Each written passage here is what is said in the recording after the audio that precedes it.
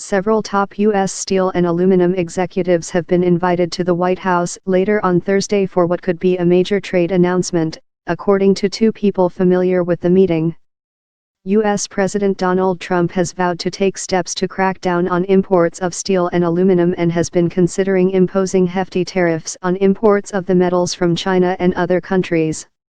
Beijing considers democratic Taiwan to be a wayward province, an integral part of one China, ineligible for state-to-state relations, and has never renounced the use of force to bring the island under its control. Chinese Foreign Ministry spokeswoman Hua Chunying said though the bill was not legally binding and seriously violates the One China principle, China is strongly dissatisfied with this and resolutely opposes it, and has already lodged stern representations with the U.S. side, she told a daily news briefing. The One China principle is the foundation for China-U.S. ties, Hua added. The Senate passed the Taiwan Travel Act by unanimous consent. It passed the House of Representatives in January, also without opposition. The legislation only needs Trump's signature to become law. The bill says it should be U.S. policy to allow officials at all levels to travel to Taiwan to meet their Taiwanese counterparts, permit high-level Taiwanese officials to enter the United States under respectful conditions and meet with U.S. officials, and encourage Taiwanese economic and cultural representatives to conduct business in the United States. White House officials did not immediately respond when asked if Trump planned to sign the legislation. It would be unusual for a president to veto a measure that passed unanimously.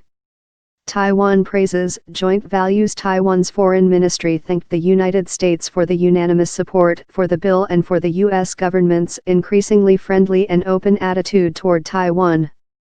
The foreign ministry will keep developing an even more substantive cooperative relationship with the United States, to promote both sides' joint values and mutually beneficial interests, it said. Taiwan's presidential office said the United States was its most important international ally, and that it would discuss the matter with the United States and further strengthen relations. The United States has no formal ties with Taiwan but is bound by law to help it defend itself and is the island's main source of arms. China regularly says Taiwan is the most sensitive issue in its ties with Washington. China's hostility toward Taiwan has risen since the election as president of Tsai Ing-wen from the pro-independence Democratic Progressive Party, DPP, in 2016. China suspects Tsai wants to push for formal independence, a red line for Communist Party leaders in Beijing, though she has said she wants to maintain the status quo and is committed to ensuring peace. On Wednesday, two former Taiwan presidents, Lee Teng-hui and Chen Shui-bian, backed a bid for a referendum on Taiwan independence next year, though Taiwan's government has not supported the plan.